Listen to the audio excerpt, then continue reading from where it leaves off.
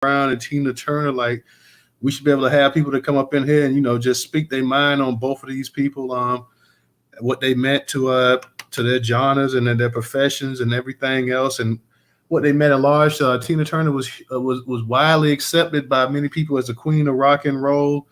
Because I know if we had pretty much everybody's seen What's Love Got to Do with It, so that's another side of her story as well too. Jim Brown, none of us in here was born that I know of was born when Jim Brown was playing football. We heard about his exploits and we saw Jim Brown. When I started seeing Jim Brown, because I wasn't even around to see the exploitation movies of the 70s. When I started seeing Jim Brown, Jim Brown was doing his thing with the street gangs and stuff out there in California and stuff. So he was going right into the heart of it. So, I didn't get a chance to see Jim Brown. None of us was allowed to see him playing with the Cleveland Browns. And most of us weren't alive even when he started doing his movies in the 70s and stuff like that. But, we saw, I think the first movie I saw Jim Brown on was I'm Gonna Get You Sucker, like making fun of the black exploitation movies from the 70s. So, yeah, man, like I said, I don't really know with Jim Brown and Miss Tina Turner if we really need to read anything. People just come up and share their thoughts and their views about what they meant. She was a tremendous star. She sold out stadiums like few people could. She was a global icon. And unlike most people, as she got up in her age, she actually became a bigger star. Tina Turner, even though with her and Ike in the 60s and the 70s and stuff, like she really became a mega star in the 80s. So I remember Tina Turner. I first remember her from What's Love Got to Do with It, the song in the Mad Max movie. So that's why I remember Tina Turner when I first seen her. Well, I'm going to say this too, Todd, about Tina Turner. She had just lost her son. I think he passed away at the age of 62. He just passed away last year. So I kind of figured when that story came out about her son, they had also mentioned too that she was going through some illness during the process of dealing with her son's death. So I think that also helped to take her, I'm not saying it did, but it could potentially maybe had took her out, because, being a mother, man, and losing your son, let's just be honest, for a mother, that's tough, Professor, I could be wrong, but I believe she's lost two sons over the past few years. I believe one of them committed suicide as well, too. So, yeah, she's lost a couple kids. And like you say, I heard that she was also sick a few years ago. 83 is a pretty good age to live, too. Of course, we would like to see the sister live to be older and live a longer life, but you only want somebody to live a longer life if they're also in pretty good health as well, too. So I don't really know. I don't know what battle she had behind the scene as well, too. But Tina Turner was definitely a tough woman, tough-minded, physically tough, mentally tough. So we have to go ahead and give her due on that as well, too. And she inspired so many people. When you look at somebody like Beyonce, they take a lot of their stage performance from Tina Turner. Tina Turner, back in the day in the 60s and 70s, she was busting the wigs out. She was showing the legs. And the role, whether you like What's Love Got to Do with It, it made her into a much bigger iconic star worldwide, globally. I know, that's another discussion for another time, but, it did take her to a certain level that, she was already huge, but it really, really took her into another stratosphere. So, Tina Turner, like I said, much respect to her, much props to her for everything that she brought musically and culturally. And, she was, when they say one of a kind, she truly was that one of a kind.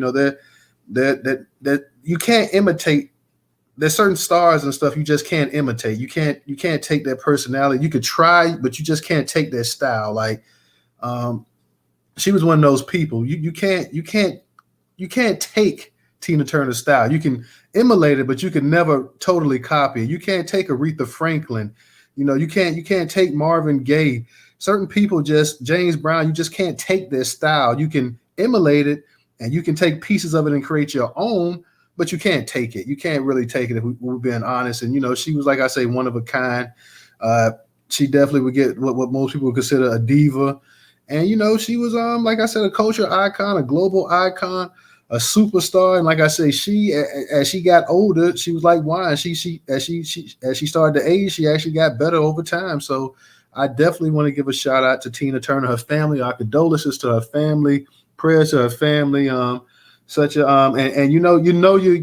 huge because I was watching the CBS Evening News, earlier tonight, and the lead-off story, even before DeSantis declared that he's running for president, the lead story was Tina Turner dead. Tina Turner died. So that lets you know when you get to a certain level, when you're a Whitney Houston, you're a Michael Jackson, you're a Prince, when the lead story in the national news is your death, that lets you know that you're the stratosphere, the few people who ever live or ever will live will ever actually reach. So, just tip your cap to the sister on that.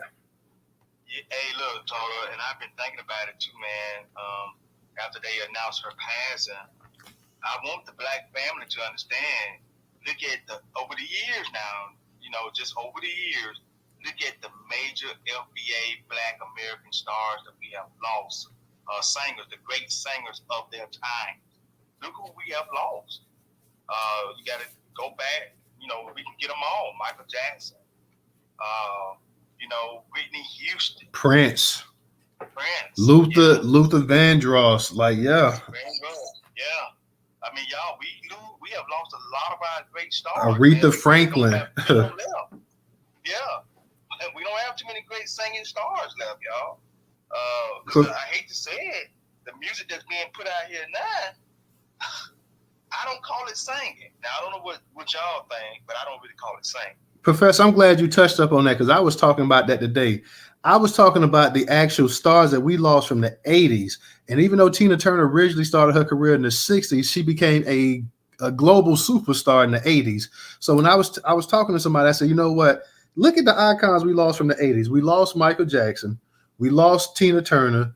We lost Whitney Houston. We lost Prince. When you think about those four right there alone, those were our biggest stars in the 1980s. They went to a stratosphere when you started getting the videos and everything coming on, because let's be for real, for those of us can remember, I was a little ass kid and music videos and stuff started coming on, and you were mesmerized by it. But because of the videos, it just took their actual star to a whole nother level. And these are the people we lost. The last two megastars, that Black megastars, and that we got that's still around from the 1980s. We got Janet Jackson. She was a megastar. Janet became a megastar around by 86. And we got Mr. Lionel Richie. Those were our last. I'm talking about mega. I'm talking about global crossover. Go anywhere in the world, people know you type stars. Like those are the last two megastars that we have, like Black megastars from the 1980s. Of course, we got my girl Diana Ross, but Diana, she did her thing in the 80s, but she was probably more known for the 70s. But in terms of the actual just superstardom that certain people reach, yeah, that's what we got, man. We lost Michael, we lost Prince, we lost Whitney Houston, and those three were in their absolute prime in the 80s, and Lionel and to a certain degree, also Tina Turner, they weren't in their prime musically, but still in terms of their overall appeal, they still were mega huge stars, and they were superstars. So yeah, man, when you think about it, man, when you think about what we lost culturally in terms of our icons and just the music that they put out and how great the music was, and how inspirational they were to so many people, man. Like, yeah, it's such a huge loss, man. I mean, like I said, it just when I saw that news today, I know everybody, all of us living, we got to go one day.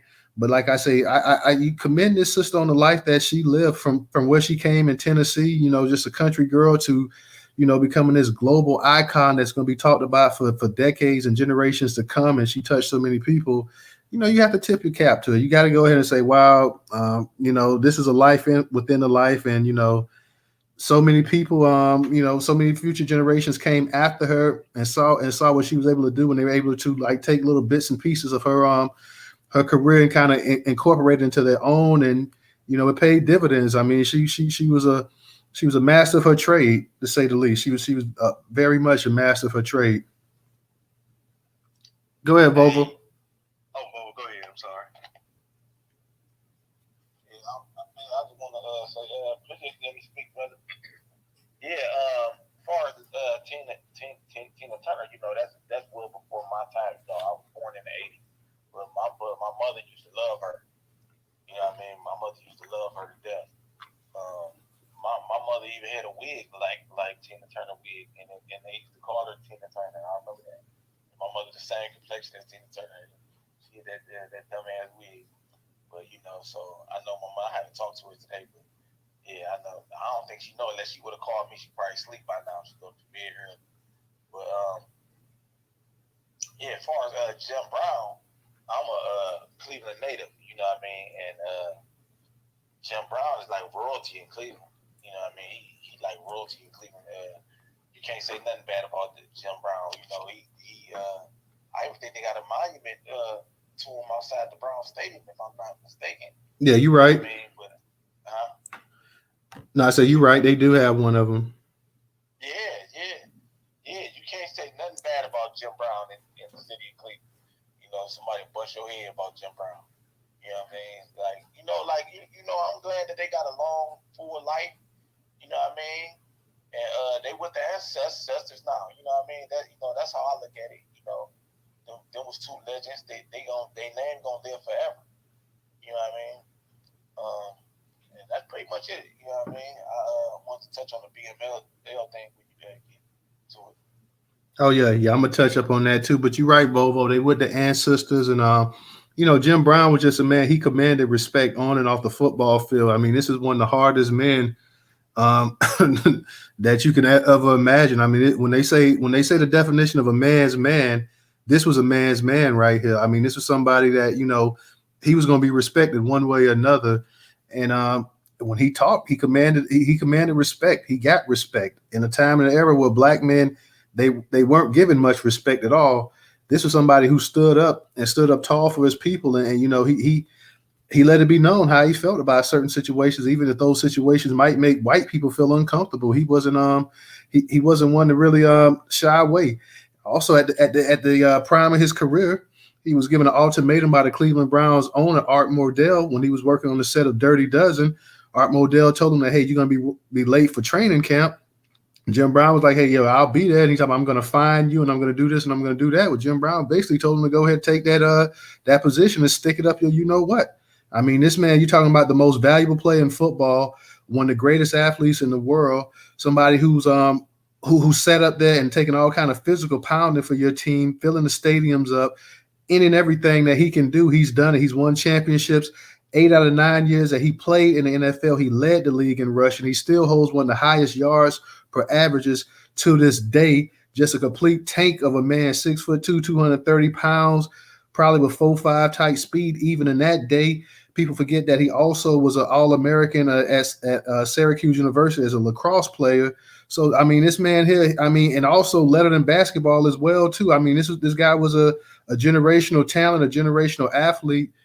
And to sit up here and to play games with him and tell him what you're going to do and what you're not going to do, to walk away in your prime like that, in the prime of your career, says a lot about you, says, exactly what you will and will not take. And he's somebody that needs to be commended. And the great thing about Jim Brown is that, yeah, he did his football, and he also went into Hollywood and he did his movies. But Jim Brown went right out there and got into the grassroots. He set up his organization, I believe it was American Icon, and he went out there.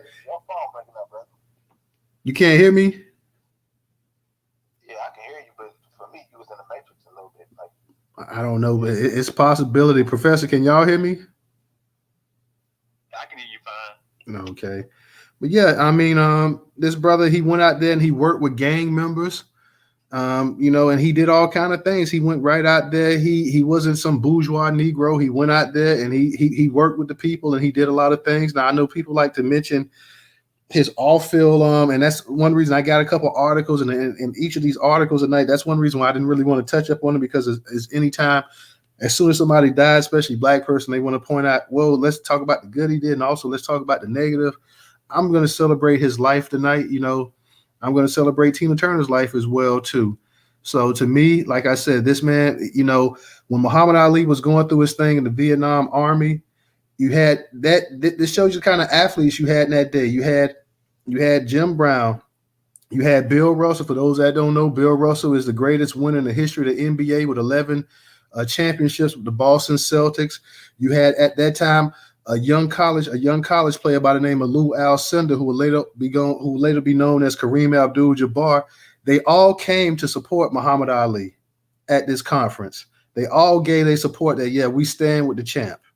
Something that you will rarely see in a day's time, but these guys at the height of their career, and because of these guys were these, when you talk about black first, they were black first. But since they were black first, you know, since they were black first, it hurts any chance that you have of making endorsements.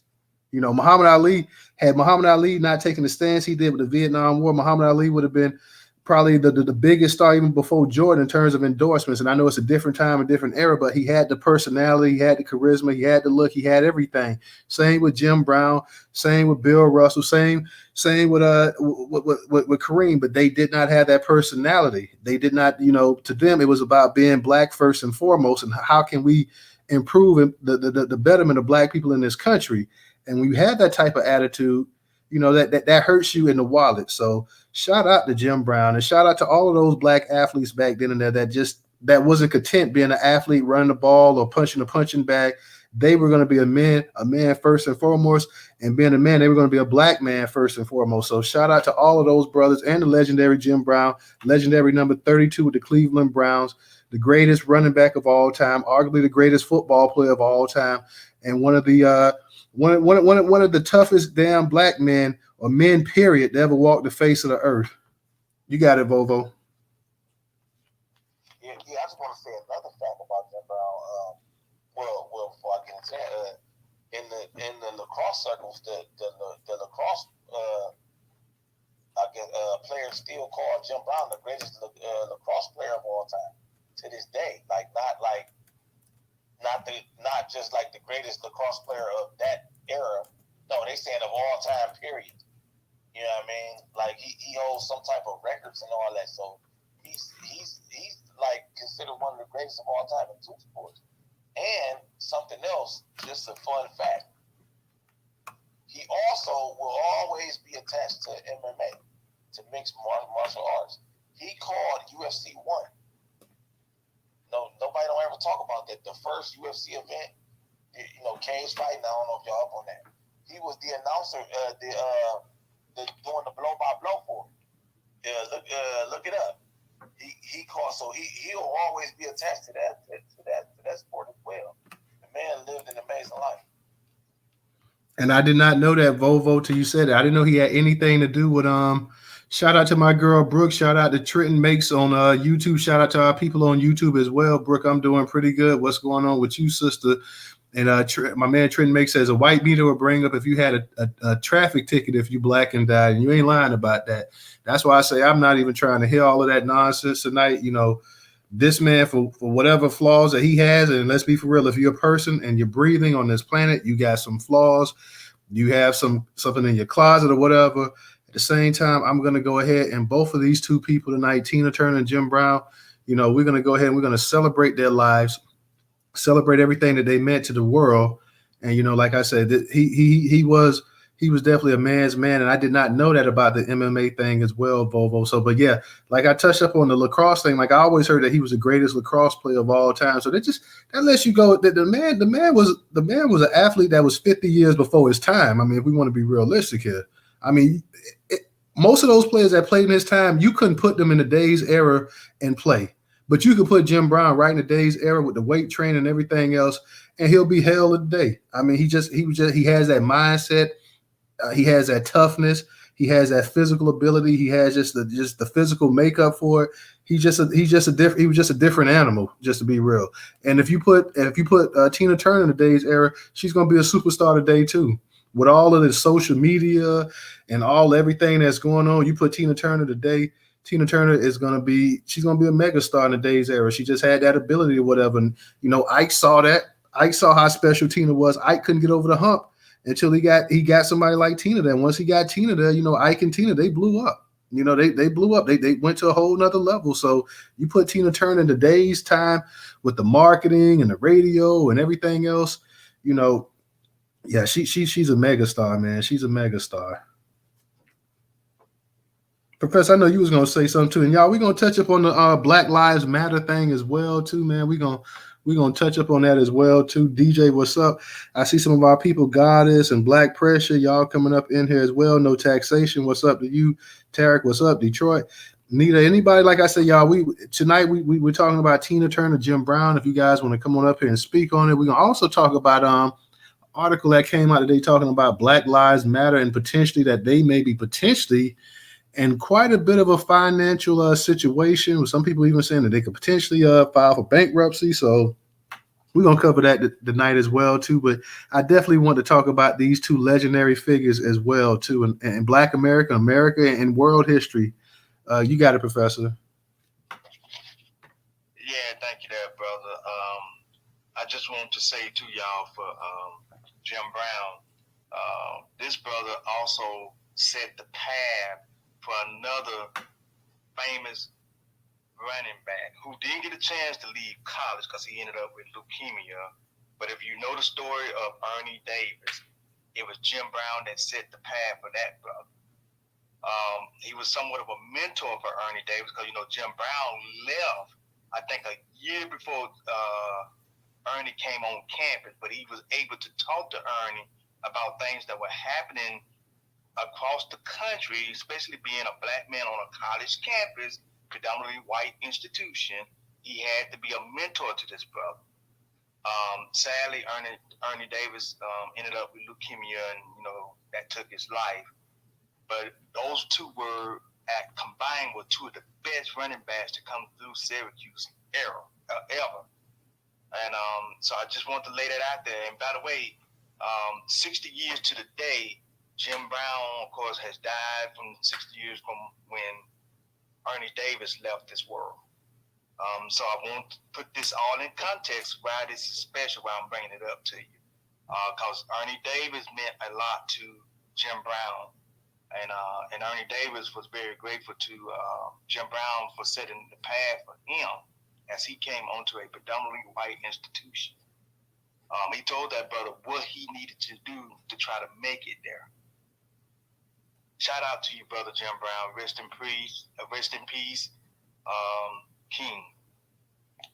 Absolutely. And I remember they had the Ernie Davis story a few years ago as well too. Ernie Davis ended up winning the Heisman Trophy. And like you said, Jim Brown he was actually going to play in the backfield with Cleveland. He talked him into, signing him, drafting him. And unfortunately, the brother never got a chance to play. And, that would have been a hellified backfield right there with Jim Brown and Ernie Davis in the same backfield as well too. So, as fate would have it sometimes, sometimes things just isn't meant to be. But definitely rest in peace to Ernie Davis as well, too. And we're going to touch up real quick, guys. If anybody wants to say something, please go ahead and raise your hand. We're going to go ahead and we're going to touch up on the Black Lives Matter. But I want to keep these two topics tonight open as well, too. Like I said, we're celebrating the life of Tina Turner. And we're celebrating the life of Jim Brown, who passed away last Friday as well, too. I wanted to hold a space on Jim Brown last week, but I wasn't doing a space Friday night. So here's my chance to go ahead and honor this legendary warrior as well, too. And also Miss Tina Turner as well, too. Of course, everybody heard the news today. And, I know, she lived a long life. She had a great life, a successful life, and it wasn't always easy. We know that. She went through her share of bumps and bruises along the way, but she came out as a champion. She came out as on top. She'll always be remembered. She definitely holds a special spot in a lot of people's hearts as well, too. So we just wanted to go ahead and send our condolences and our love to the sister and just let everybody know that, hey, we're thinking about her. Our prayers go out to her family. She was an awesome talent to say the least. And, this is just a tribute space to two immortals, of the Black spirit, if we want to be for real about it. So we just wanted to go ahead and show our appreciation for everything that they have done for people. Tina Turner has done a lot musically. She's uplifted a lot of women as well, too. She's touched people's heart all throughout the world. Jim Brown, he's done a lot, not just in terms of sports and not just in terms of acting, but also getting out there in the actual streets itself and being, holding people accountable and making people do things and to not only better themselves, but to better their neighborhoods, their communities as well, too. So we want to go ahead and pay homage to both these people tonight. And at the same time, y'all, like I said, we're going to touch up real quick. We're going to go ahead and touch up on this Black Lives Matter. Is Black Lives Matter going bankrupt? Professor, like I said, I know how glitchy these spaces have been because they had that DeSantis, and y'all know DeSantis and Elon Musk was holding the space, and that thing had like 450,000 people, and it kept crashing. I think last I checked, it had like 240 some thousand people in there, but it kept crashing, and a couple of spaces have been glitchy and stuff like that. So I didn't print up the actual article tonight, and it's a long article from the New York Post, but I just want to touch up on a few things about this actual situation going on with the Black Lives Matter. And let me go ahead real quick, Professor. When I get to that page, I'm gonna go ahead and I'm gonna see exactly when I start reading to make sure you guys can still hear me. DJ, what's up? You in the space? I know you be out and about. You up in the space tonight? Okay. Let me go ahead real quick, y'all, and find this article. Once I get on the page, Professor, I'm gonna see if you can still hear me before I actually, because I put it up there in the Jumbotron. Professor, can you hear me still? I can. Okay, this is from the New York Post, curator on the Newstoter.com platform.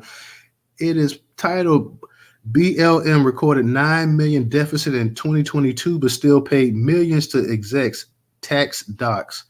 So the document saying that it still paid a healthy amount of money out to the executives. Black Lives Matter ended last year with a nearly 9 million deficit while still paying out millions to organizers as well as relatives of controversial co-founder Patrisse Cullors.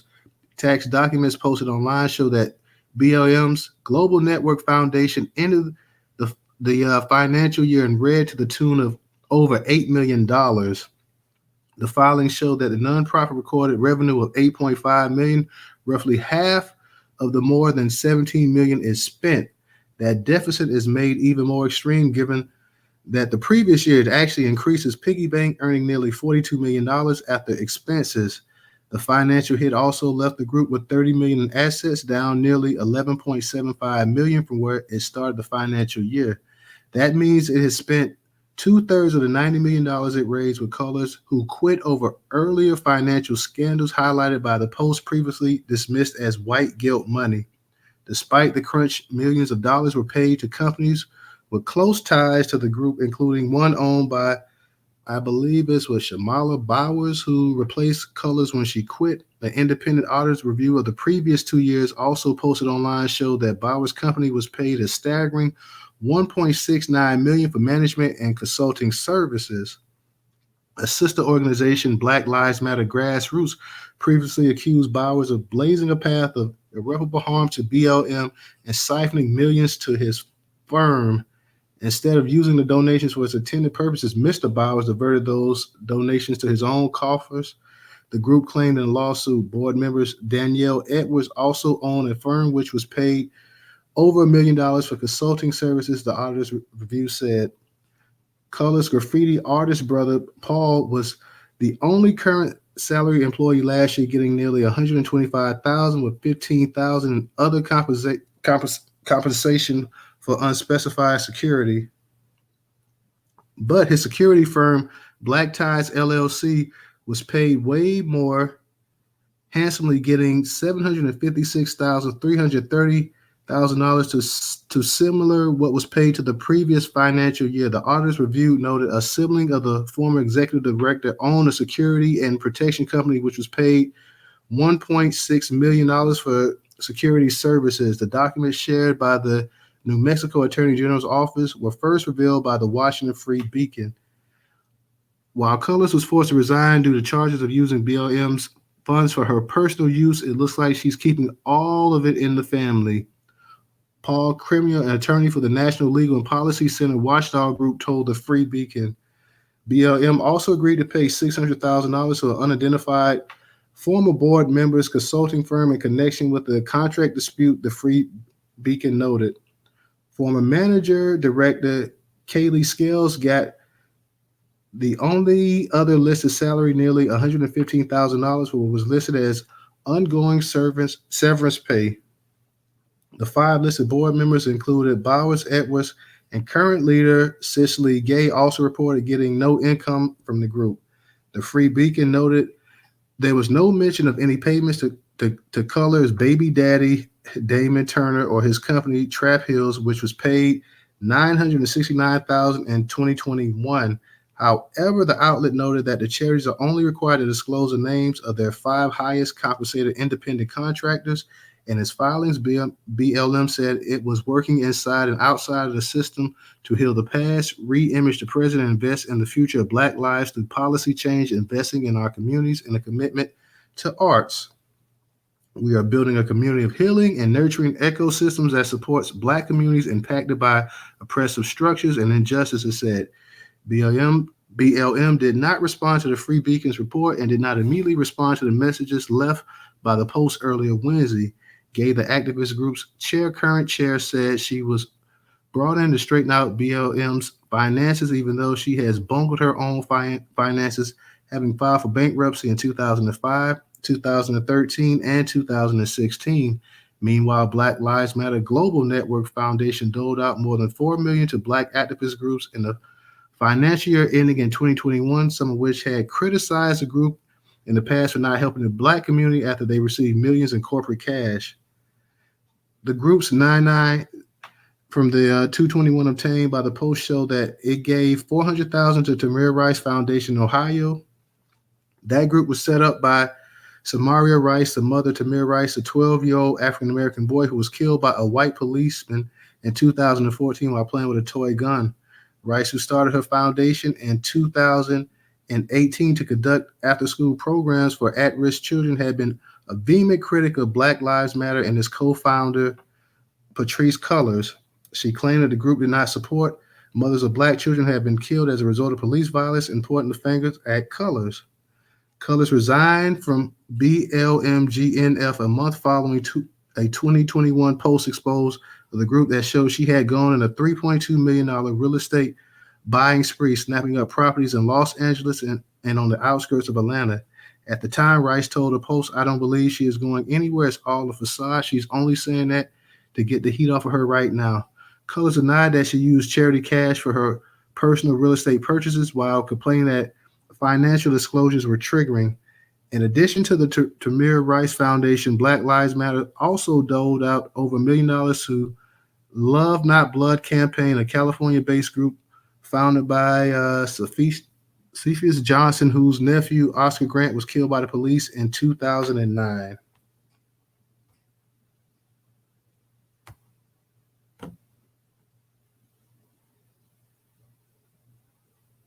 Uh-oh. Let's see if we still here, because I don't know. The space mayor ended, y'all. I'm looking to see. Everything went black on the screen now.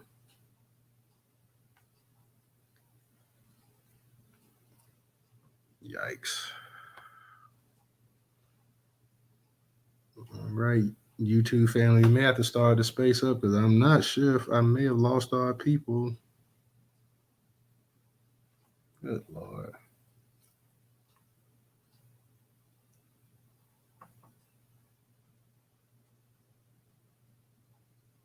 Yeah, I'm trying to see if the space is still there, guys, because everything just went black on me. Yeah.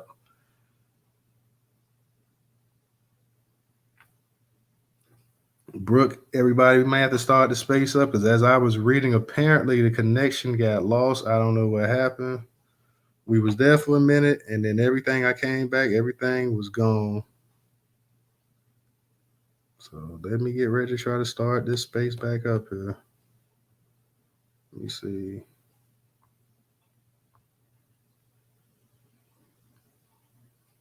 Oh, Lord. Yeah, we're going to have to start the space back up, y'all. We're going to have to start the space back up.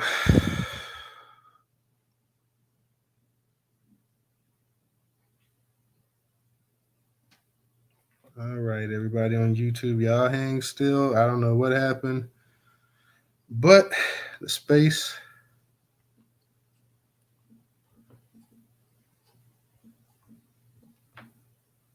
No, that's not YouTube. YouTube is okay. Brooke, it's stupid Twitter.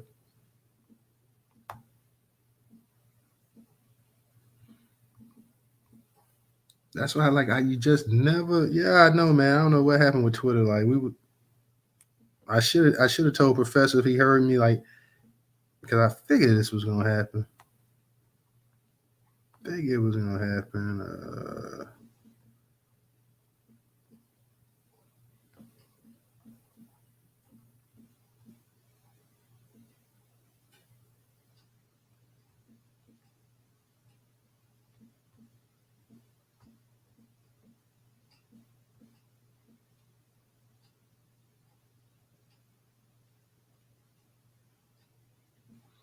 Yeah, we're gonna get it started back, y'all.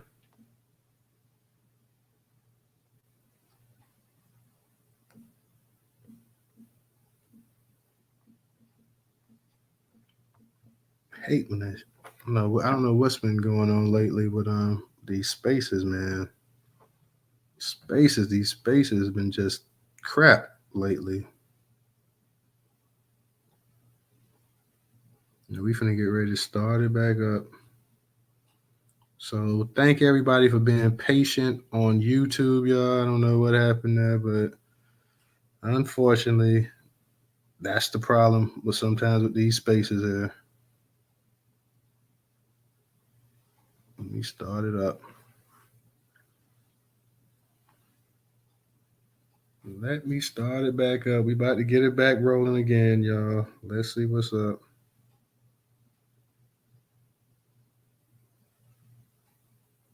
Rookie say it's the man trying to keep you down. What's up, Ray, man? We trying to get the space back up. It crashed, so as I was reading the actual article, here we went. I had a feeling too, man, because the space, like it just everything was so slow setting up and whatnot coming on. So I'm like, I was hoping the space didn't crash out or whatever, but kind of had a feeling that it was gonna do that. So I don't know what's been going on lately with these spaces. What's up, Ray? What's up, Carlos? Let's see if we can get this thing back rolling, y'all.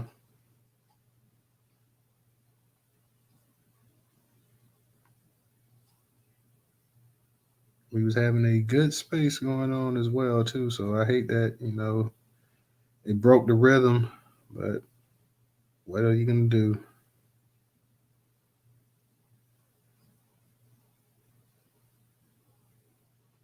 Yeah, it broke the rhythm. Everything was going nice. But yeah, man, Black Lives Matter. It's something explaining to do, man. Those finances and stuff are looking a little bit shady.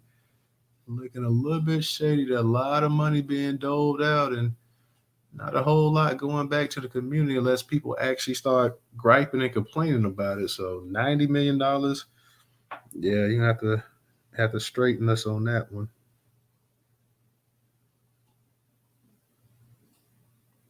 You are gonna have to straighten us on that one.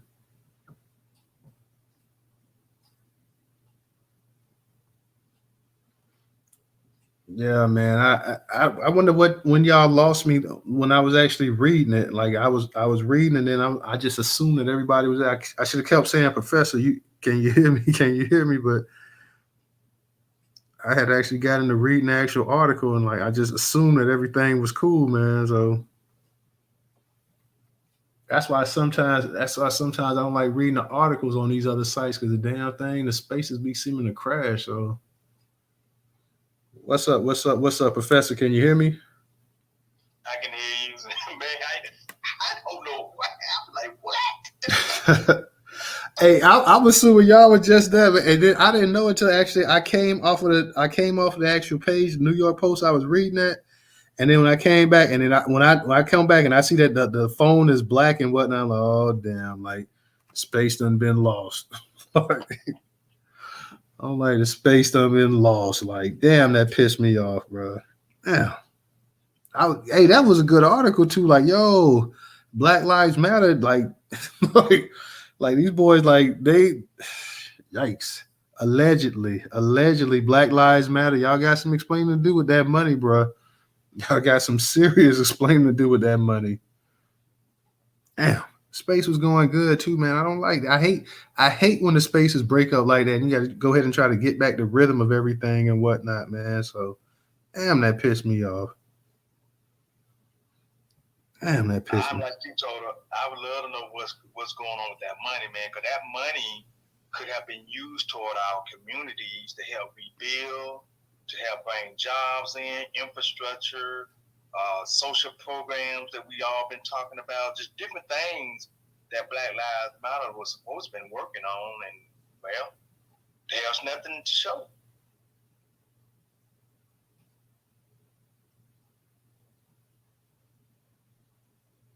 Yeah, real talk, man, real talk.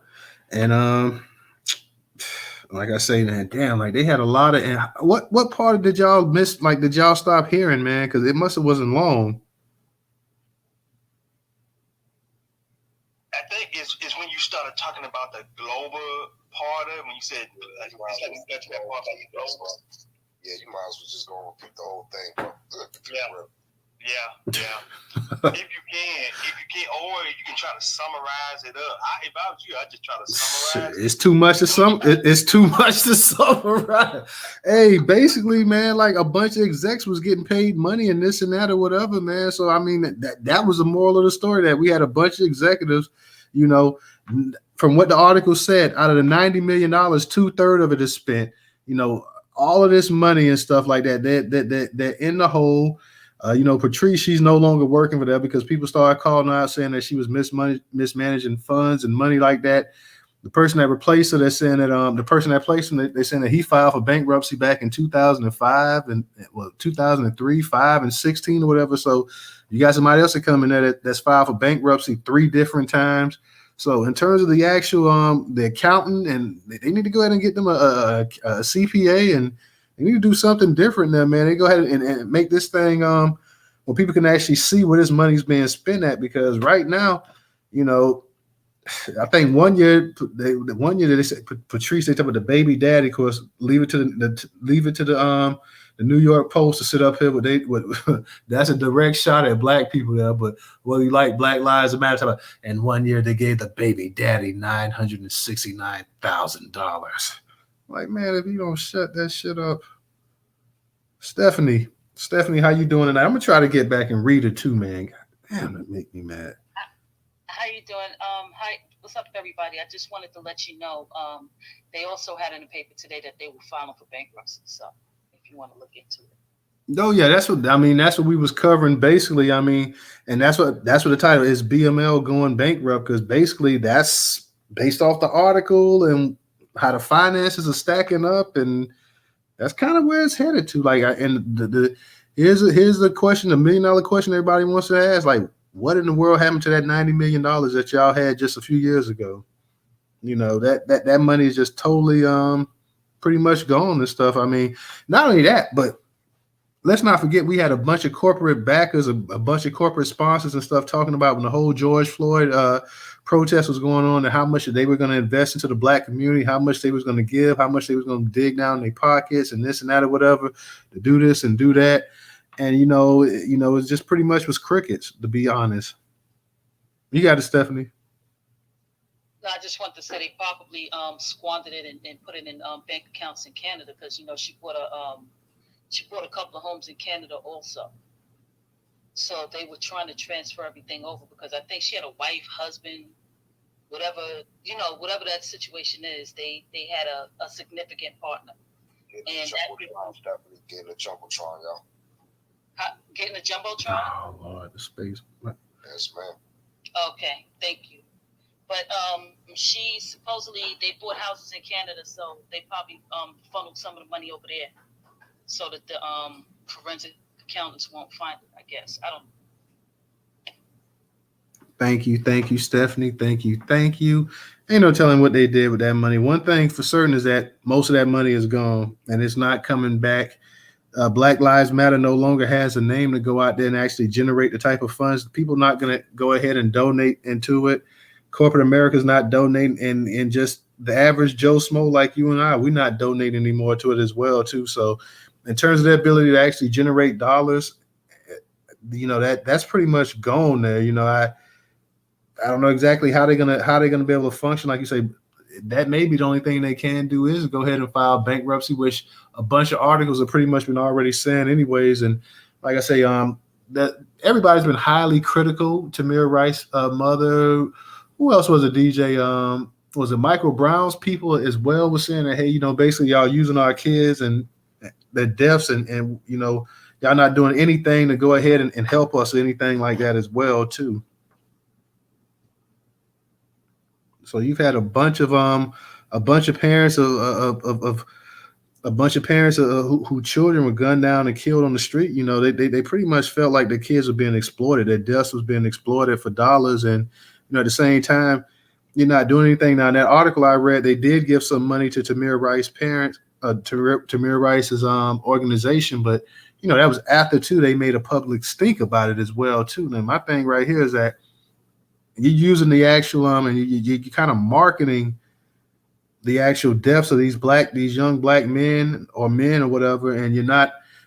As soon as you get some money, you should go ahead and make sure that organizations that they have or whatever, their family, if it's any funeral service or cost, anything like that, anything that needs to be taken care of, you need to go ahead and help out like that as well too. So that should not even be a question mark right there. You should go ahead and definitely go ahead and help out as much as possible, man.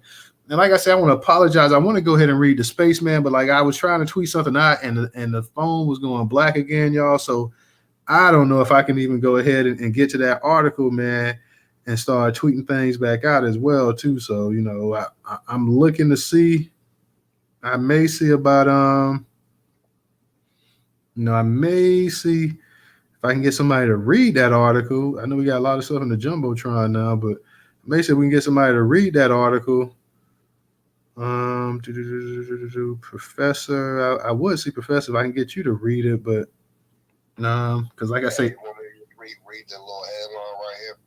which one? Talk about the black, the black. Go ahead. Talk about the one about black. Talk about the one about Black Lives Matter. Yeah. Just to, keep it simple for the context of the room.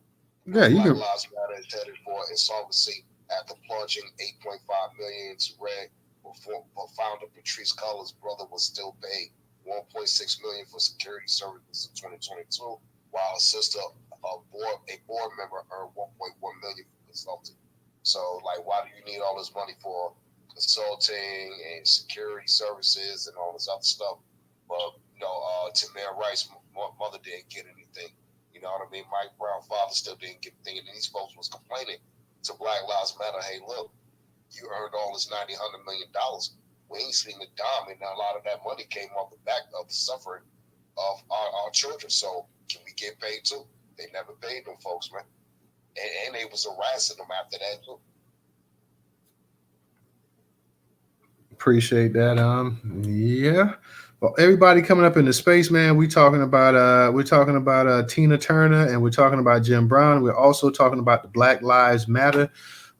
It's looking like that they're going to have to file for bankruptcy here unless something drastically changes. So right now they're in a precarious situation financially. So they're going to have to do something, and something real soon, real fast as well too. So we had the space going on, and unfortunately the space crashed on us. And so we had to go ahead and try to reboot it up. So we definitely want to go ahead. Like I said, we've been talking about Jim Brown, his legacy, Tina Turner's legacy. Of course, we all know, everybody knows.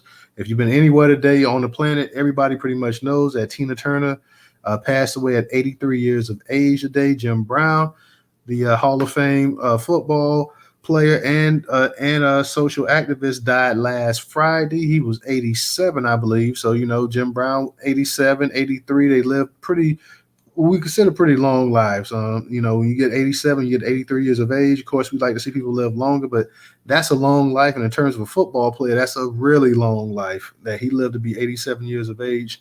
A lot of football players don't live that long. So he definitely had a full productive life. Gave back to the community. Tina Turner is considered by many people, the queen of rock and roll.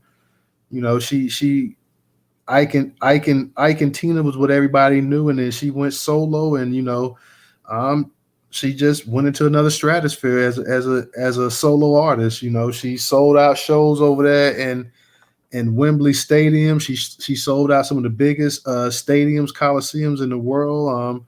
She was definitely an icon. Both of them are icons. And she I think Tina was in her 70s when she still was performing at one time as well too. So she was up in her age, and she still was able to go ahead and put on the show like few people even half her age can do. So you have to go ahead and give her props on that. Definitely a legendary performer, somebody who was definitely considered one of the all-time greats in her field of entertainment and music. And you know, she reached iconic status, iconic level. And same with Jim Brown as well, too. Black Lives Matter. Let's go ahead and see if we can get a couple people up here to speak. If we can't get a couple people up here to speak, I'm not going to hold the space open too long. I know we've kind of lost, like I said, we lost some momentum when this thing crashed. Like, hate when the damn spaces crash like that. Like, damn, I was just trying to read the article, and it was a good article too, man. But on the Black Lives Matter, but the way right now how shaky things are, I don't even want to try to chance it trying to read it again because the people on YouTube, fortunately, they heard it, but unfortunately, the people in the Twitter space they only heard a snippet of it, and that it pretty much was gone. So I don't really want to go ahead and try to get to that article because I have a feeling that the space is going to crash again, y'all. Like I said, I was trying to tweet something out, and the space is crashing. I don't see her up in the space, Rerod, but I want to give a shout out to that sister. She donated on Cash App, so shout out to you, Rerod. I know you may probably get a chance when you get a chance to listen to the recording. You're not up in here, but still, much love to you, sister. Peace as always. Professor, DJ, Stephanie, y'all want to touch up on anything real quick? Because like I say, I'm not gonna. If everybody's cool on not speaking, that's fine as well. Too, I understand. Like I say, the momentum kind of got lost with the actual space crashing, so I can understand that. Nah, it's all good, bro. You get in the jumbotron. Check this little screenshot up there in the top left hand corner right there. So just to read it all for context, those that might be on YouTube. Patrice Colors. And this is a tweet she tweeted back in April 19th of 2022. I'm so tired of being a Black Lives Matter girl.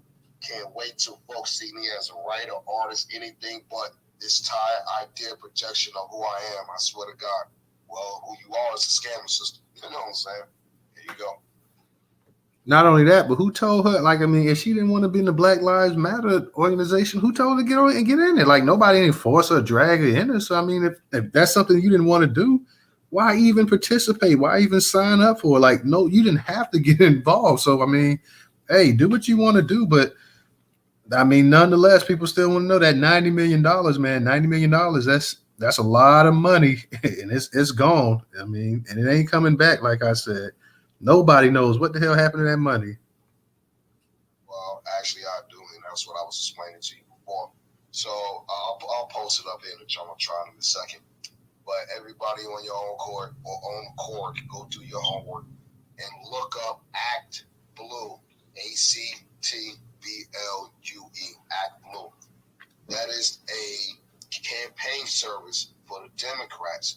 So that's what all the donations when George Floyd was murdered was going to. So you figure all these white people that was donating to BLM, we was too, keep it real, you know what I'm saying? For those that did. But it wasn't just white folks, but majority of that bread came from white people. Let's keep it real. It all went to Act Blue, aka the Democrats. So when you look up Act Blue, it'll tell you that this is a campaign organization funded by the Democrats, which was created by Barry Hussein Obama. You know what I mean? There you go again, Obama, always screwing us over, telling us to pull ourselves up by the bootstrap, and then saying you ain't issued. You know what I mean?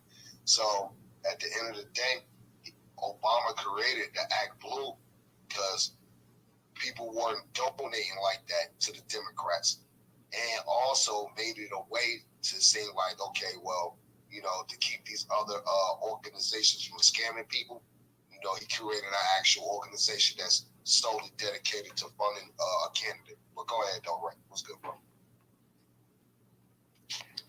What's up, everybody? I'll be real brief. So I wanted to touch on this Jim Brown thing really quick because there was an article that was put out by ESPN. I don't know if anyone actually had a chance to read it. But, it starts off saying, Jim Brown won football's ever. He dies at 87. And, it goes to talk about, his wife, Monique, announcing it. And they start talking about, accolades in football. He was named to the top 100, best football players of all time, et cetera, et cetera.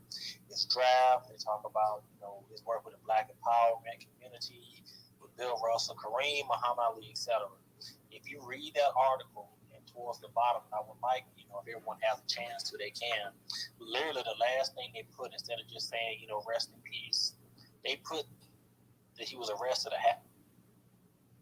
after the charge of hitting women. He was fined and spent a day in jail after beating a golfing partner. He was charged with rape, sexual assault, and he was charged with rape, sexual battery, and assault in 1985. And then the charges later dropped. He said the next year he was arrested for beating his fiancee. In 1999, he was acquitted for domestic threats against his wife, but convicted of smashing a window on a car and spent time in jail when he refused to attend a domestic violence counseling. But see, Ray, that's why I said earlier in the space that I didn't even want to cover that. I didn't even want to cover all of that because I had articles and stuff, and in every article it mentions something about him being arrested or this or that or whatever. Or so I like I say, I didn't even want to cover the negative aspect of what, because I already know every article they talk about the highlights of what he did, this, he did that, and then there's always that too. So I didn't even want to mention, I didn't even want to speak on that. Yeah, that's my bad. I just wanted to just let everyone know how absolutely classist they are because, if it was somebody else, I'd just say that it doesn't matter what they did, and they don't want to talk about it no more, and let's move on. Again, I say this in other spaces. Why don't we know anything about Carolyn Bryant? Where is this woman being buried? We haven't heard a thing about it. The real talk. Shantae, that's you. Go ahead and unmute your mic. Okay, hey, Newstoter. What's up to everybody in the room? What's up? DJ. Hey, DJ. AJ. What's going on? Nothing. You said something that struck me that I didn't know. The ActBlue, can you kind of inbox me it, or if you want to put it in a jumbotron? Yeah, if you get in the jumbotron right under that same picture of Patrice Cullors, and look below, you'll see 2 articles in the YouTube video I posted there. Okay. Thank you. You're welcome, sister. I don't want to flood the jumbotron. So get in the chat, everybody. Bottom right hand side, the little purple thing on the bottom right hand side. You'll see it there. Go ahead. Let me ask y'all one more question. The Democratic Party, and you said something about Obama Lord's big head behind, so he got money off the Black Lives Matter. The ActBlue thing for the most part. So if you look in the jumbotron, you'll see that I posted a article from Political, CBS News, whatever it is. ActBlue processed more than $500 million in 3-month period. CBS News. You'll see it right there. I'm gonna read it, but I gotta ask you one question. So they got money off of Black Americans dying, and that's how they supported the Democratic Party? Am I confused about this? Yes, ma'am. I thought they couldn't get funding. Okay, thank you. Well, okay, just to piggyback on what you just said. So it says right here how in the same thread right there, whatever, how ActBlue transformed the Democratic politics, and that was written by Politico years ago. You know what I'm saying? So, and then obviously you'll see the ActBlue.com right there, right below that. So you can do your research. Don't they supposed to get that money back? From who? You made a donation. See that? Yeah, nobody questions when the money goes. Nobody questions when you donate money. I said, not my bad to cut you off, Professor. But just like give you another example, right? 2 things not to donate to. 1, don't ever donate to places like the Red Cross and shit like that, because 90% of the donations goes to the headquarters. You know what I mean? The executives, just like we read in the article, Tyler read in the article that, and I repeated it, that her brother Patrice Cullors got paid a couple million just for doing security. Her sister got paid $1.1 million for doing paperwork. Like, why do you need that much money? You know what I'm saying? Like I said, Mike Brown and Tamir Rice, their parents were complaining about the same thing, and I don't think they got it down to this day. And they were also arrested in what's the word I'm looking for? Online, you in a building, help me out, sis. They were also pretty much targeted by BLM, in my opinion. Also, let's not forget about the brother Darren Sills. You know what I'm saying? He lost his life surrounding these damn people, yo. So how do we know Patrice Cullors? And I ain't gonna say no allegedly or anything like that. I'm a legend. How do we know that these women didn't set this brother up to lose his life? You know what I'm saying? Especially since everything that came after that. Can can I say one more thing and then I'm gonna drop down a listener? Go ahead. Ray, Ray, you brought up a point. I would love to know what's her name? Carolyn Bryant, grave site or either her memorial or either her what she got, what the hell, cremated at or something like that. I would love to know what that's at. Now, you brought that up and that struck something up in me. Like, yeah, I want to know where her shit at. Yeah, especially because Fred Hampton, his grave gets shot up every year. And I just want to let everyone know that me bringing that up about Jim Brown is because I wanted to let everyone know how disgusting it was. I was not trying to shit on the brother at all in any sense of the word. No, I feel you on that, Ray. It's just that I'm already tired of hearing people, like whether it's sports talk radio or whatever, they start off with the compliments and then it's like they they bring this stuff right up in here right now or whatever. So it's just, you can't really acknowledge what the man did. So that's why I just went off the dome and I talked about Jim Brown tonight. I didn't even want to read the articles and stuff like that because I already know exactly what they have in them, what they're talking about. So I didn't even want to go ahead and give it that energy. I just wanted to go ahead and compliment the man on the life that he led. And like I said before, and nobody's a perfect person and he made his mistakes or whatever. And I'm not sitting up here and I'm not condoning any and everything he did. We have to live with our mistakes that we make. At the same time, I feel that for what he did for black people, I think you can't underscore that. I think you got to go ahead and give him his props on that as well. And that's what I wanted to do. And same with Tina Turner as well, too, for everything she went through. And of course, we all know the situation with her and Ike or whatever. And, that's the main thing that people always bring up, her situation with Ike and stuff. But at the same time, she had a great career, and well after Ike, she was still doing her thing. And so I just want to go ahead and try to, not so much always that same narrative that mainstream media, because they're going to make sure they tie all of this stuff to Jim Brown. Because mainstream media, if you want to be honest, never really cared about Jim Brown.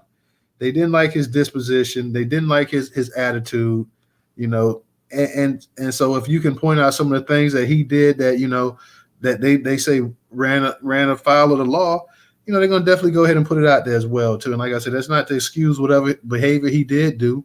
He had to answer for that himself. But at the same time, when it comes to one of their icons and stuff like that, they bring stuff up and then they sweep it under the rug and they barely talk about it and they glance over it or whatever. But I guarantee you with some of these other people, like when it's time for the Hall of Fame to call up Ben Roethlisberger, I guarantee they're not going to say, well, Ben Roethlisberger was accused of this and he got suspended for this, so let's not go ahead and put Ben Roethlisberger in the Hall of Fame. They're going to go right ahead and they're going to put Ben Roethlisberger in the Hall of Fame when it's his time to come. Whether it's on his first attempt or whatever, he's going to be in the Hall of Fame. So the double standard that sometimes is always applied, especially to black men, I just kind of wasn't trying to even touch up on that, because every article I see, and there's hundreds of them talking about Jim Brown, every last one of them making sure they put this stuff in here.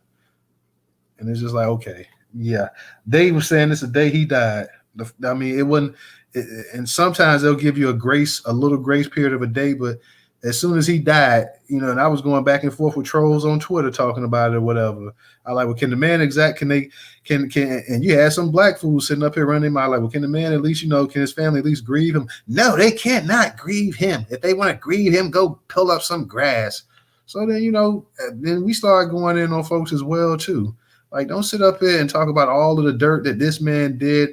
And every time you pull out a damn $1 bill or a $5 bill or a $10 bill, or you ride on the highway, or you going by a certain building or college, university or whatever, it's named after somebody who's definitely a POS. And you sitting up here talking about this man's, what he did and this and that or whatever. And these other people you done made into damn gods on earth. And you can't say a damn thing about the founding fathers. You can't say anything about any of these people that we got in the Constitution and everything else. Like I said, universities named after them, cities named after them, states named after them, everything else in this country named after them. And you can't say anything about them. But at the same time, whenever it's a black person, like, you definitely don't wait any time to tear them down. So no, hell no. Shantae, what's up? You got it. No. DJ, I did not mean to cut you off because I know you want to talk. But hearing all this, I've been sitting up here blasting the heck out of Tina Turner, and I'm quite sure my neighbors is like, oh, they probably sick of me. But she a legend to me. What's love got to do with it? Oh, that hit my soul. But let me ask y'all one question.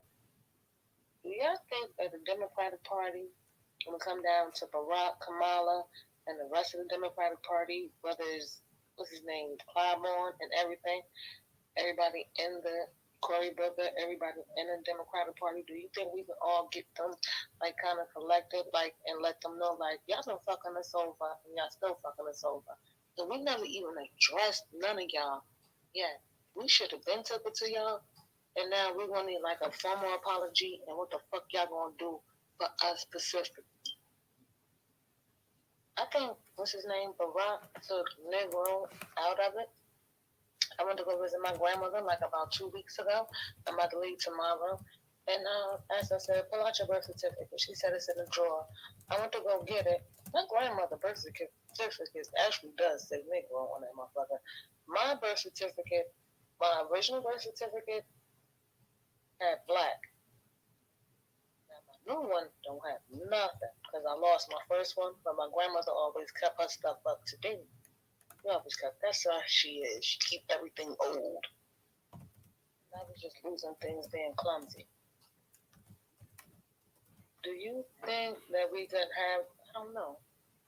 I don't want to repeat myself. I think you heard me the first time.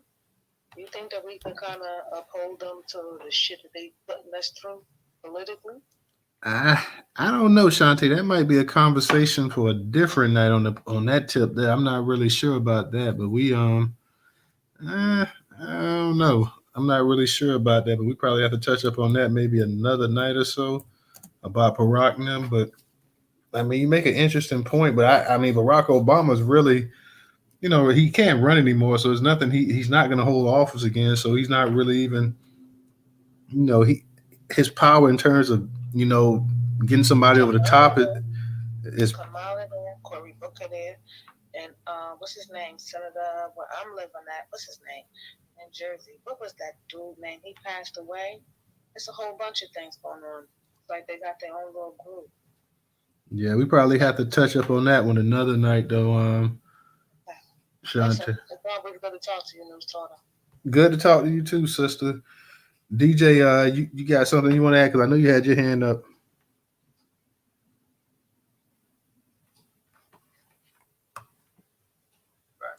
Yeah, you hear me? So, yeah, just to celebrate Brother Jim Brown, let's talk about his filmography, his discography rather. So he was in the movie Mars Attacks. That was a dope movie. For those that don't know, Mars Attacks. That was a pretty funny sci-fi movie. Pretty action-packed too. He was in a Running Man with Arnold Schwarzenegger. Any Given Sunday with Jamie Foxx. Plus up Jamie Foxx Get Better. Shout out to L Cool J, 50 Years of Hip Hop. You already know. Obviously, the Dirty Dozens. That's a classic film right there. Don't forget Original Gangsters. That was a dope film too. Oh yeah, that was with him and Fred Williamson. Fred Williamson, yeah. I know it was Williamson. I couldn't think of his first name. The Hammer, yeah. That was a dope movie. Don't forget I'm Gonna Get You Sucker. You know what I'm saying? Classic. You know what I'm saying? Another classic movie is the movie Condor. That was dope too. You know what I'm saying? What else we got over here? He Got Game with Denzel Washington. You know what I mean? Let's see what else we got over here. Hey, not to cut you off, but you remember that part on He Got Game with him and the other guy, what they was like the parole officers for Denzel? Yeah, parole officers. Hey, Yeah. how he was bothering Denzel, whose character was Jake on there. He was like, "Hey Jake," he like, "You ain't out here bothering them little boys." Like, Right. Hey, the brother was versatile, man. That's what you got to say about Jim Brown. He was just so versatile. Sports, acting, activist, all around king, y'all. All around king. And I'm like you, Newstoter. I don't want to hear anything about what he did because all men are flawed no matter who you are. Right. Yeah, he had his falls, and I have had my falls, and we all have had our falls, because that's the flesh. Okay, I don't mean to go biblical on y'all, but I'm gonna go biblical right here. we all have flesh. And as long as you are in the flesh, you are going to sin. Now, there are some sins are just totally unforgivable. I mean, I'm just being honest. And you know what I'm talking about. But Jim Brown, that brother, I'm pretty sure, I know, loved God. And I'm pretty sure he asked God for forgiveness for the sins that he committed. Just like I have to ask God for forgiveness for my sins, for my transgressions. And I say for anybody in here, whether you believe in God or you believe in something, I don't know what you believe in, you need to ask for forgiveness, okay? Now, Jim Brown, that brother is a legend, no matter what. Tina Turner, she's a legend. I do see, of course, and because I watch everything in these spaces.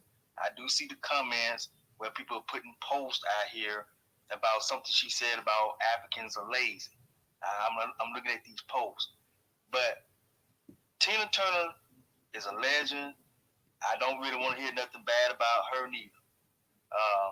My mom, I never forget, up in the house, she would be playing at our private dancer. She's a private dancer. You know what I'm saying? My mom loved it. Don't quit your day job, bro. I know, man. I won't quit it, but boy, my mom, she had that tape. And man, she'd be blasting that music all over the house. She loved Tina Turner. And the high heels that Tina Turner used to get up on that stage and dance and all that. How many folks you saw do some stuff like that, man? Only Tina Turner was doing that. And my mom got that style from Tina Turner. That's what made my mom wear high heels like that. And my mom would go, when she would go out, when she was going out to the little bars and clubs or whatever, she wore the high heels like Tina Turner. She wanted to be styled like Tina Turner. That Tina Turner was her favorite, And so I'm telling you, these are two legends. They all come with their flaws. They all come with different issues or whatever. But at the end of the day, they are our legends. God rest their souls, and we love them. And they now belong to the stars, to the ages. Real talk there, Professor. Hey, just let me finish up on this film discography too. Oh, go ahead. So, because the brother got a lot of films, man. You know what I'm saying? I'm not sure if y'all remember the movie Crack House. That was fire, yo. Back in '89, that was fire. You know what I mean? Draft Day. You know what I'm saying? That was a pretty decent movie. You know what I mean? Let's go over here. He was in Small Soldiers. For those that know, that was with the little anime figures or whatever. That was a dope movie. You know what I mean? He was in the movie Animal 2, for those that know, with Vin Rames and Terrence Howard. Now, that was a fire-ass movie. Hey, I didn't know they made a part 2 to that. Yeah, that was, I think, with Game, though, in it or something like that. Yeah, it was trash. The second one was trash, yo. I think, if I'm not mistaken, I got to look it up. I think Game was in there for some reason. You know what I mean? I could be talking about Billy, too, but it is what it is. On the Edge, that was, he was in there, you know what I mean? He was in a bunch of documentary series, Foreman, Ali. Also to go back when you say, he was a real activist in trying to get the streets and the gangs under control. So he was in a beef documentary. That was a dope documentary back in '03 when he was talking about the beef in hip hop. And he was also instrumental in getting, like I said, the Bloods and the Crips to stop beefing in LA. And obviously, the brother passed out in California too. You know what I mean? So, he lived a long life. And like you said, Professor, ain't no need to discourage our people. But I'll piggyback off of Ray said, when Ben Roethlisberger do get into the Hall of Fame, we're going to be there on Newstoter talking about him and his rape charges and his abuse charges and his domestic violence charges. We're going to be bashing him on the Hall of Fame entrance. When he get his gold jacket, we're going to be on him. Yep. Make sure we do our homework, man. That's all. What's up, Sister Tax? How you doing? Fair to middling. I ain't got no real complaints. How y'all doing today? Hey, what's going on? Was Jim Brown in 3 the Hard Way too? Yeah. Yeah, it's only 3 the Hard Way. That was one of my. Hey, I was gonna mention that one because was in there too. Kareem Abdul-Jabbar, a couple other folks. You know what I'm saying? That was a dope move. Fred Williams was in there too. That was a dope movie, Three the Hard Way, bro. They was whooping ass in that joint, you know what I'm saying? Yes. Fuck this white man. Boom, boom, boom. You know what I'm saying? Yes. Three the Hard Way. That was the movie back in the day. Yes, God, we love that movie. You know, Jim Brown comes from a generation, you know, that I grew up with that were freedom fighters. And I don't see them being replaced. You know, Jim Brown went into the prisons, and that was almost unheard of. He wasn't a preacher. He was somebody who talked to men in prisons because he cared about them. And it was one of his causes.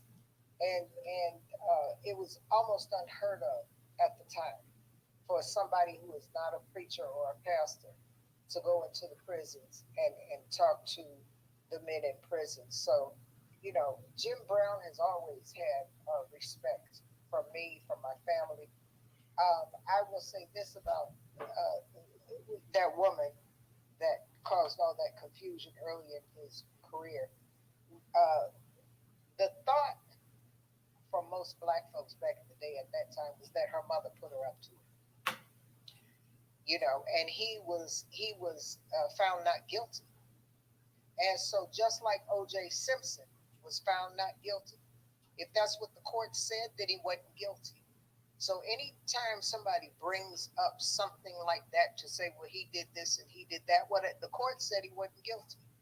You know, y'all, the people, and I'm talking about the people that are naysayers, they always want to talk about rule of law.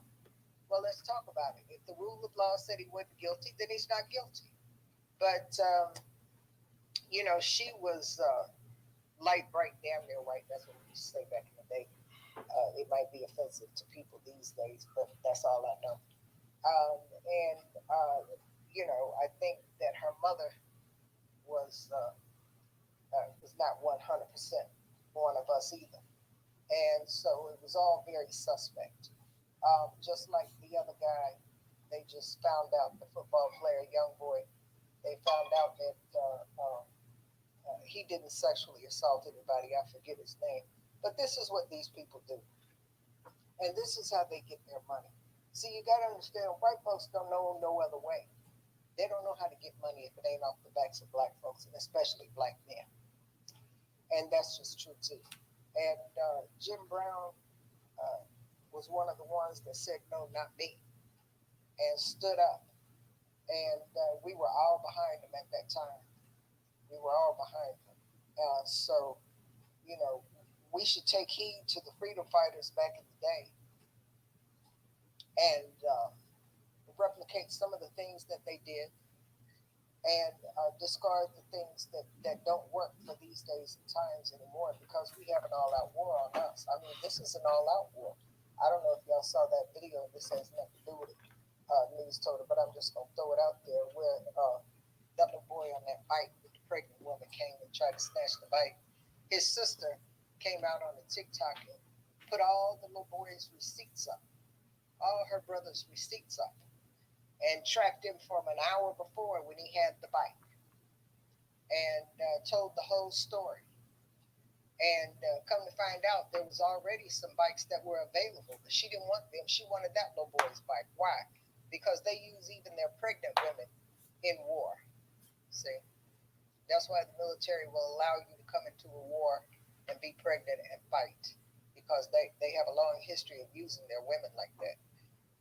And Tina Turner, I saw Tina Turner at a stadium. I believe I was in Germany at the time, and she put on a good show. I'll tell you this much. Tina Turner could put on a show now, and she was always one of my favorites. You know, she was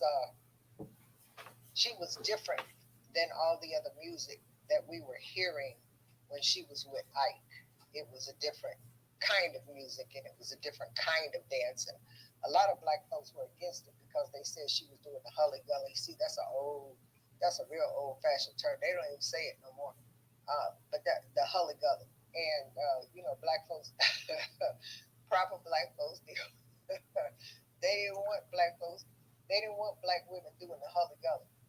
But the Hully Gully is what put her on. And she fought for her name. She left with nothing out of that marriage. and fought for her name and made millions off of it. And now people are talking about, well, she married a white man, and that's where the money is going. But Tina Turner had 2 black sons, black, and so I'm quite sure she didn't leave her sons out of nothing. And the man she married already has money, so he wasn't looking for her money. Truth to tell, Black Lives Matter.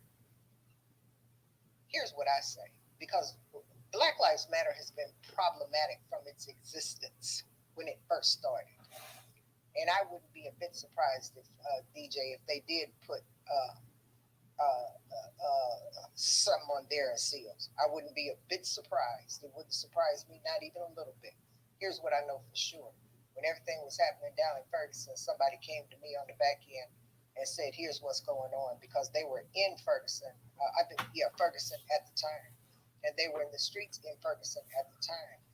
Soros came in there and would give them Patrice colors, all the gay ones, the gay lesbians, okay? He only approached the lesbians, the black lesbians, and gave them $5,000 and said, get everybody in the street and divvy up the money. And that's how everybody got in the street, but they didn't divvy up the money, and that's why they came to me and said, well, I don't think it's fair that I'm not getting money and so-and-so got money and all that kind of stuff. And that's how I found out what was going on in Ferguson. And so once you see, you got to understand George Soros' lineage, like Professor says. His lineage is the ones that's part of that global supremacy stuff, see? And they've had their hands in our pockets. They've had their hands on our backs, fronts and sides, since forever. And Obama owed them. And he came out of office a billionaire. Now, see, quiet as it's kept, that's not even announced. Obama is a billionaire. He's not a multimillionaire. He's a billionaire. As soon as he steps outside that Oval Office. Why? Because he plays with them folk. He's friends with them folk. He's their do boy. And DJ told you about ActBlue. Everything he said was 100% correct. And that's why you see they got a big thing going on now about they done put the rainbow flag clothes in the Target and all these other different little places, and the white folks are saying get it out of there and all that kind of stuff. And some of tuck something clothes. I don't know what it is, but anyway, so you can hide the fact that you're a man. That's what it's them kind of clothes. And they're making that now, and they're putting it in there. And it was the agenda from the very beginning. Obama brought that agenda on because he was told to. He was told to do it. That's why he's a billionaire. That's why Uganda said no. But Nigeria said okay. And he gave $50 million, whoever was the head of Nigeria at the time. So y'all got to follow the money. Black Lives Matter is bankrupt on paper. And when you do bankruptcy, that means you can go from a clean slate. That means we ain't going to talk about what happened before. If black folks were smart, if we were smart, what we would do is get a class action lawsuit, file a lawsuit against Black Lives Matter, and make them give that money up and put it in some of these places where these communities need help. Okay? That's what I say. Make them fight us in court. But it would take somebody who would do it pro bono, and that's going to be hard to do because we can't afford to fight Black Lives Matter because we don't have Black Lives Matter money. And I'm going to leave it there. All right. Thank you, sister. DJ, go ahead. You got it. Again, getting the Jumbotron, go to that Patrice Colors post I put up there. There's some more information in there, Sister Tax. As far as like that there are, or were rather, I guess, some organizations tracking the money. You will also see the Google tracker right there. I'll post it right under the post. As far as what corporations donated to ActBlue and Black Lives Matter and all that other stuff. also you'll see another post from the New York Times that says 4 states start inquiries into recurring donation tactics of both parties, which is win red for the Republicans and act blue for the Democrats. So where's this money going? And you're right 100%. You definitely need to file a class action lawsuit because ain't nobody going to ever know where the hell this money went, you know what I mean? And to piggyback on something Professor said earlier, as far as Ernie Davis or whatever the case be, you know what I'm saying? So Jim Brown also influenced Walter Payton. Don't forget Gail Sayers, you know what I mean? What's my man name? Emmitt Smith, you know what I'm saying? Barry Sanders, they ran their style of play off of what Jim Brown did in Cleveland. You know what I mean? The dog pound. Well, go ahead, dog man. Yeah, one thing people forget about Jim Brown too is that Jim Brown was trying to start a coalition with the athletes at that time and create like a business type of a chain of events and stuff like that. He was able to do it, I think, somewhat locally in some areas, but he was trying to create a national database with athletes and businesses and things of that nature and get them all intertwined. Unfortunately, he couldn't get it to the point that he wanted to, but that was a goal that he had when he was younger. He was playing. He was trying to get the athletes and the black businesses all together, and just try to create this this think tank where you got basically you got black athletes and businesses and stuff working together. And unfortunately, he couldn't do it. But in this time, maybe if he was around this time, he was in his prime, he'd probably be able to do it a lot better, a lot easier now with the technology and everything that we have now compared to 50 some odd years ago, 60 years ago. So, unfortunately, he was able to do it during that time frame. But, maybe some of the athletes that, everybody's giving a shout out, maybe they can look into that as well, too. You could definitely, with the amount of money that these guys are making, because let's be for real, Jim Brown didn't see anything in terms of the kind of money that these people make today. He didn't see a fraction of that. If he made $200,000 for a couple years, salary, he was doing good as compared to guys now getting guaranteed contracts and some of these sports, 50, 60, 70, 80, $100 million guaranteed contracts. He didn't see anything like that. So, that was something else that he tried to do as well. So he tried to connect business and the athletes together. He tried to get the athletes, to go out there and start businesses and everything else as well, too.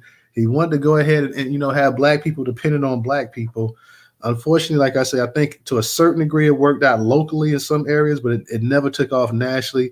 It never got the actual footing that it needed. But, now would be a great thing right now if they could actually go ahead and do that. Could you imagine the type of salaries and stuff that you have in sports today with the LeBrons and some of the people you have playing sports right now, man?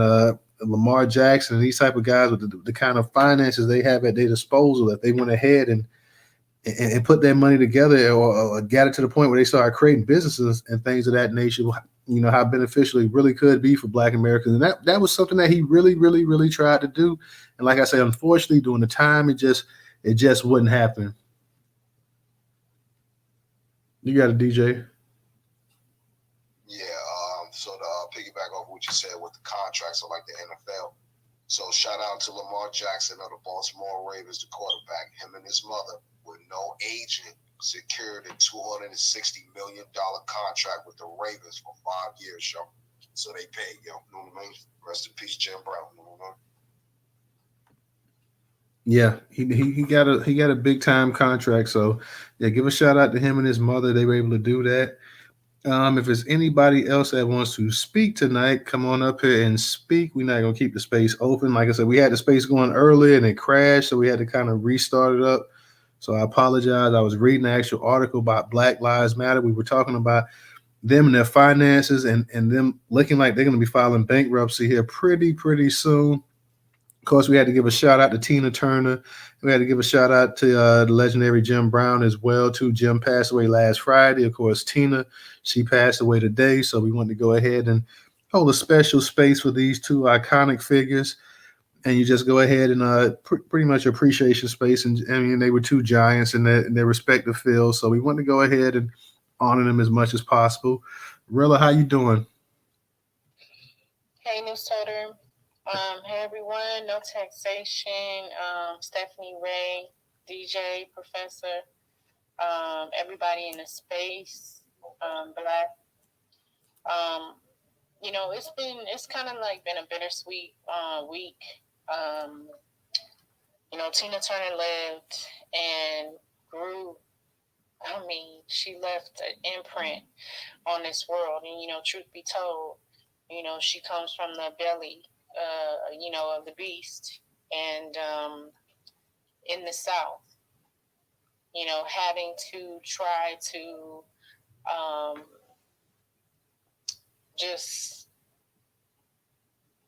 make it out of, a cold town, her mother leaving her, father leaving her, and having to, figure things out and, becoming, a legend with beautiful legs to boot. So I know in that, look, I hope if anything, those were her secured assets was her legs. She got them legs insured. And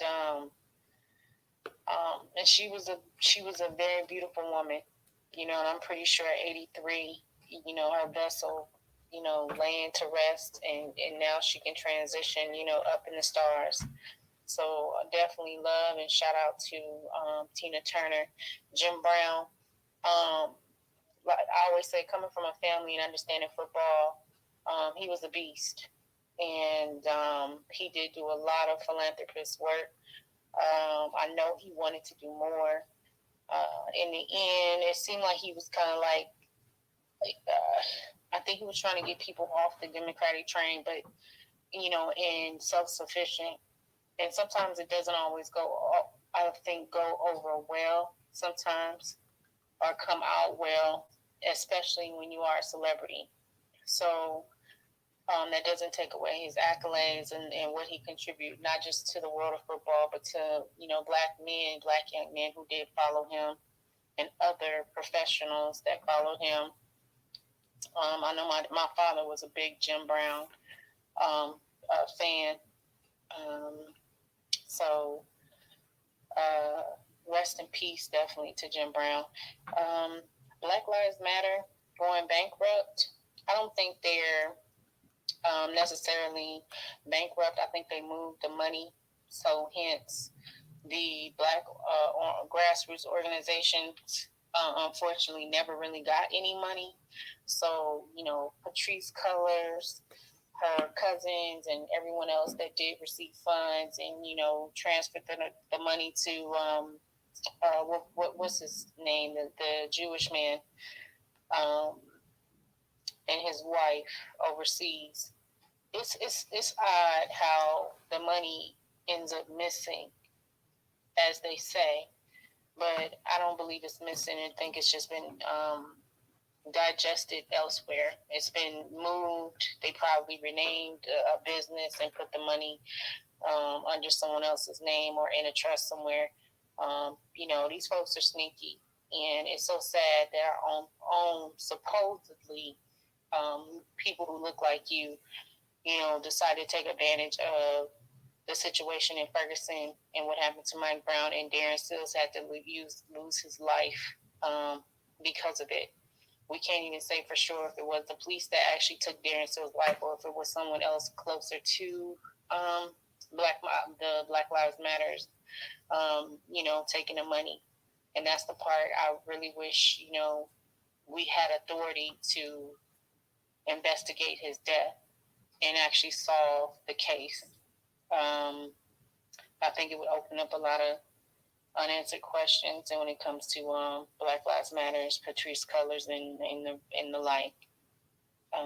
So with that said, that's what I have for that. But I wanted to say this last thing. I was at the Douglas High School opening here in Leesburg in regards to Frederick Douglass, and you saw me post about it. And I wanted to say what I noticed with the legends like Tina Turner and Jim Brown, and even with all of us, is that you have people passing on, playing, transitioning, and sometimes young kids not even making it to 18.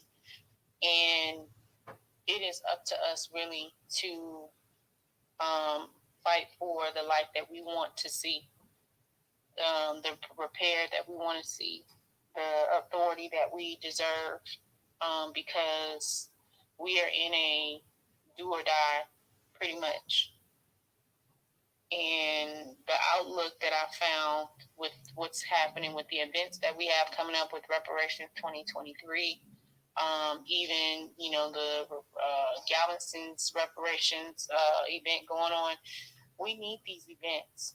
We need to invoke our people to wake up however way we can. And we cannot wait on celebrities to, you know, wake up and smell the coffee and use their platforms in their positions. We have to become bigger than lights. Our names bigger than lights. Our voice, us being descendants. Because people are leaving, and we are the only group of people that are still in the mode of suffering. And we deserve better. So I just wanted to lay that at you guys' feet. Newstoter, as always, you're the best news curation that I tune into, and I look forward to at night. And I appreciate you guys hosting always, and much love. And that's all I have. Thank you, Miss Rella. I appreciate that compliment. Let me go ahead. Jen, Jen Blessings, I saw you had your hand up. I don't know if you still want to speak or not. Did you want to say anything? Yeah, I wanted to make a mention of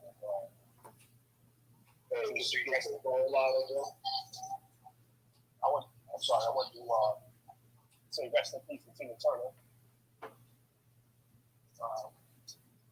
And I think in that, we have a responsibility to start a greater conversation.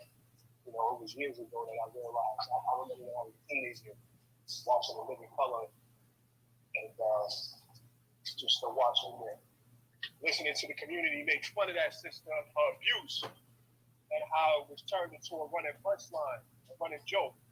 You know, and I think that goes to a greater issue that we have in the Black community, where we joke being foul to each other, right? Like there's always some type of we find joy and humor in our pain and suffering. Somebody falls down the stairs, and somebody's broke, or somebody gets beat up.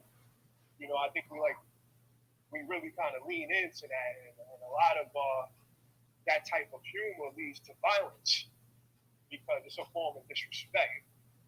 And with Tina Turner, even now online, you see memes of like Ike Turner or the actor Lawrence Fishburne playing Ike Turner. And, you know, he's at the stairs in heaven waiting for her. You know, that's foul, man. You know, I didn't realize it back in the day, but as I became older and I realized how serious domestic violence was and how lightly we took it, and how that sister like moved to you know, she moved to like Iceland or something like that, like a white boyfriend. And, you know, in Switzerland with a white boyfriend. You know, that was foul as a community the way we treated that sister. You know, in her later years, the making light of her being, you know, abused by Ike Turner.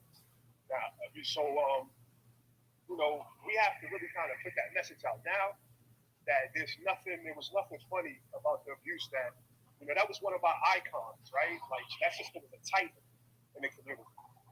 There's nothing funny about domestic violence, especially with our women, our children, and that running joke needs to come to an end, and we need to check that whenever you know, we see that. So, you know, I just wanted to put that out there. Once again, you know, rest in peace to that sister, man. You know, my mother, she was alive. My aunts, they loved Tina Turner. You know, she was a force in the community. And, you know, I'm just appreciative that, you know, I was able to enjoy her art. So, you know, I'll leave it at that. Appreciate you. Let me speak on your platform. All right, thank you.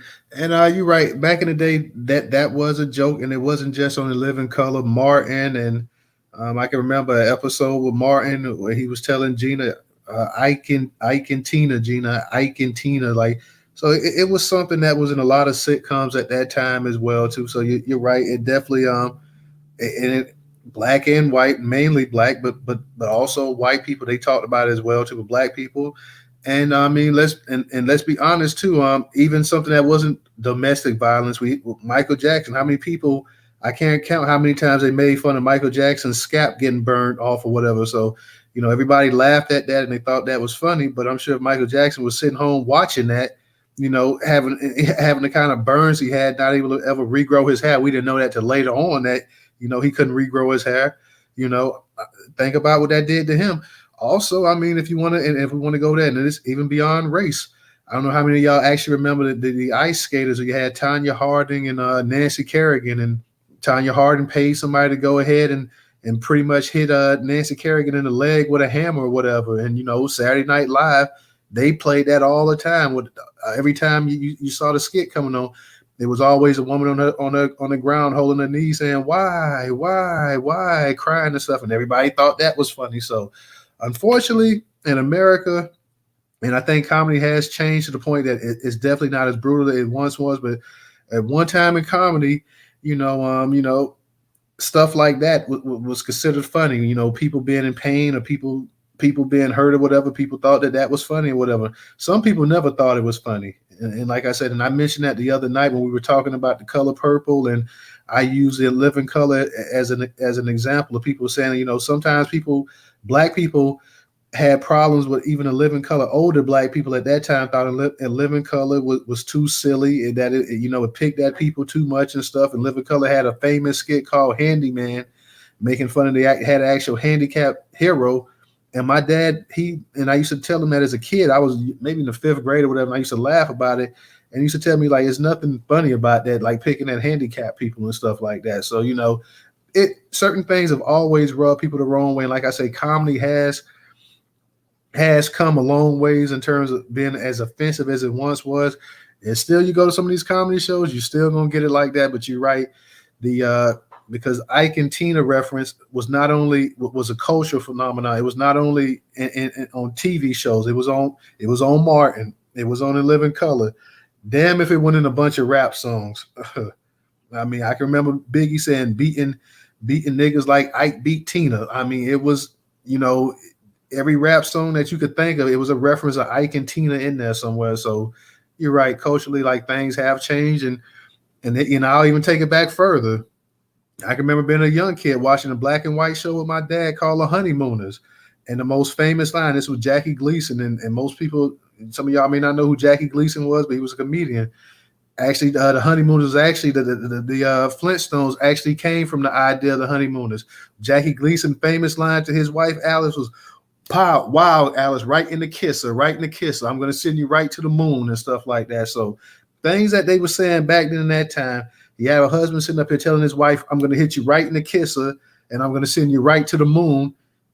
That's not gonna fly nowadays. So and like I say, and shout out to Tina Turner. She overcame a lot, and she was an icon. So I definitely leave it at that right there. But she definitely came a long way. She was an icon, and I think everybody in this space can appreciate her and her brilliance and everything she went through and how she got to the top. And unlike, and I was saying earlier in here, unlike a lot of musicians, later on in her career, she actually became a bigger star. She was actually a bigger star when she started getting her mid 30s and 40s, probably in her 40s, and she was even in her 20s and 30s. So that just that's a rarity. Normally, your 20s and your 30s you top out, but Tina, by the time she hit 40 or whatever, had taken it to a whole nother level with that. What's love got to do with it? So shout out to her on that as well too. DJ, I see you got your hand back up. What's up? Okay, so I was on Google, whatever. Hold on, I'm trying to actually post this thing over here to the video, whatever. So Google, right, got Tina Turner listed as the Swiss singer. No, go to Google, y'all, and report and say this is incorrect. Yeah, that's total nonsense. Right, she's a Black American Negro singer, but she did change her citizenship from American to Swiss. But that don't make her a Swiss singer. Google, what's wrong with y'all, man? You know what I mean? Yeah, that's total. And even the people in Switzerland will tell you that she's not a Swiss singer. They'll accept her as being a citizen of the country legally and stuff like that. But anybody with an IQ over 5 knows what she's an American singer. So yeah, I don't care what Google puts in there. They can put whatever they want to put in there. We know that's nonsense, straight up. Hey y'all. Okay, so when I looked at this, it's that Wikipedia BS. Because on Wikipedia, you can go in there and change the information yourself. So somebody must have went in there. But it's on Google. It's on a Google main Oh, page. it's tied into Google too. Okay, because they got it on Wikipedia. That she's Swiss. She in Wikipedia it says that she's Swiss, and then it says she's American too. So they got both of them in there on the Wikipedia thing. Right, maybe she got her dual citizenship or some kind. But Yeah, I think she got her dual citizenship, but she was born in the South. Yeah, get in the jumbotron, y'all, top left hand side. Make sure y'all go show your disdain for Google right now. There you go. All right, so here's the question for the night, everybody, because we're talking about these two legendary Black Americans right here. The switch thing, whatever on that. But DJ, are you going to hold a space tonight? Yes, sir. All night. Well, I can't do it right now. I know stuff. Do it, Professor. Go ahead, say it, all night long. All night. I'm sorry, y'all. Come over to the net space. Yeah, that was so bad. You got told to cry and shit. You know what I'm saying? Hey, I had to put that face up. Like, wow. Like, whoa. Okay, Professor, we know this, the singing just like me. It's not our strong suit there, so I'm with you on that one there. It's definitely not my strong suit, y'all. Hey, practice makes perfect, man. That's all. Brother McCoo, I saw you came up here. Did you want to add something real quick? Just condolences to the Turner family. Condolences to her son. Condolences to Jim Brown. Yeah, I ain't got too much to say, man. Thank you. Okay. No problem, brother. No problem. Well, guys, I guess we'll get ready to go ahead and close it out. Like I said, we had a space that crashed earlier, kind of knocked us off our P's and Q's a little bit, but we was able to come back and regroup some. So we'll be back tomorrow. And I'm not sure what space we're going to be. I got a couple ideas, but y'all will definitely see you guys at 8 p.m. as always. So DJ got a space. What time you starting the space up, DJ? Right now, because I'm going to be up all night long with you guys. I ain't nothing too hot, so let's go. All right. So, guys. You always say that shit. Wind up beating up with us all.